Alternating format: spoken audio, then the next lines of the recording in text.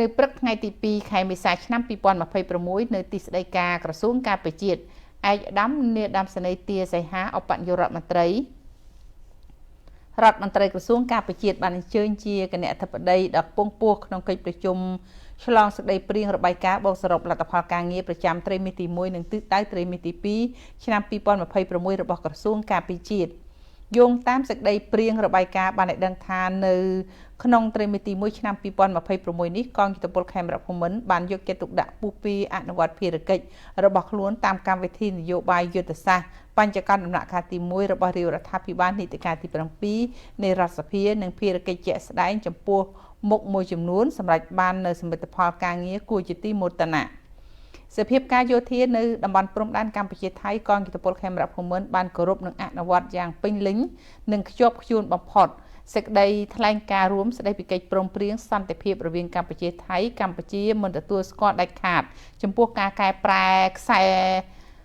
ព្រំដែនណាមួយដែលកើតចេញពីការវាយប្រហារកាន់កាប់ដោយខុសច្បាប់ពីកងទ័ពថៃ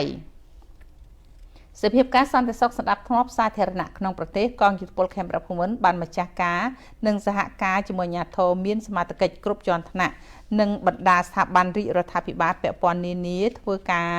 បង្ការទប់ស្កាត់និងបង្ក្រាបសកម្មភាព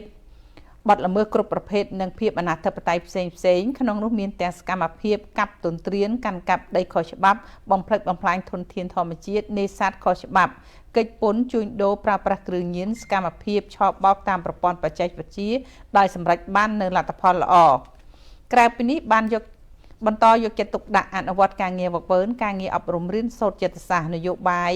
សតិអារម្មណ៍កងទ័ពនិងផ្សព្វផ្សាយលិខិតបទដ្ឋានកិត្តិយសច្បាប់ផ្សេងនិងសភាពការថ្មី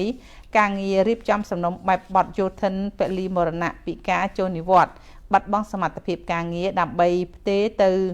ក្រសួងសង្គមគិច្ចអតីតយុទ្ធជននិងយុវនីតិសម្បទាការងារកសាងច្បាប់និងលិខិតបទដ្ឋានផ្សេងការងារធានាភស្តុភារហិរញ្ញវត្ថុ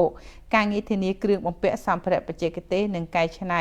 ជួសជុលថែទាំលើកកម្ពស់សុវត្ថិភាពគុណភាពគ្រឿងបំពាក់ការងារលើកកម្ពស់សុខុមាលភាពកងទ័ពនិងគ្រួសារការងារគ្រប់គ្រងនិងធានាដល់ការប្រើប្រាស់បណ្ដាញទំនាក់ទំនងបញ្ជូនសារការងារកសាងនិងជួសជុលបណ្ដាញផ្លូវគមនាគមន៍ស្ពានលូប្រព័ន្ធធារាសាស្ត្រនិងសំណង់អគារគ្រប់ប្រភេទការងារទំនាក់ទំនងកិច្ចសហប្រតិបត្តិការអន្តរជាតិការងារប្រវត្តិសាស្ត្រយោធាការបំពេញបេសកកម្មរក្សាសន្តិភាពក្រោម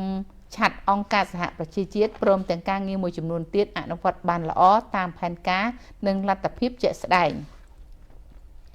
ឯកឧត្តមនាយឧត្តមសេនីយ៍ទាសីហាឧបនាយករដ្ឋមន្ត្រីក្រសួងការពារជាតិបានមានប្រសាសន៍ថ្លែងអំណរគុណចំពោះនីតិហានជាថ្នាក់ដឹកនាំគ្រប់ជាន់ថ្នាក់នៃកងយុទ្ធពលខេមរភូមិន្ទដែលបានអញ្ជើញចូលរួមផ្ដល់មតិបំពេញបន្ថែមចំណុចខ្វះខាតនៃសេចក្តីព្រាងរបាយការណ៍និងចូលរួមផ្ដល់យោបល់លើទំនើបកម្មនៃកំណែតម្រង់រចនាសម្ព័ន្ធគ្រប់វិស័យរបស់កងយុទ្ធពលខេមរភូមិន្ទឧបនាយករដ្ឋមន្ត្រី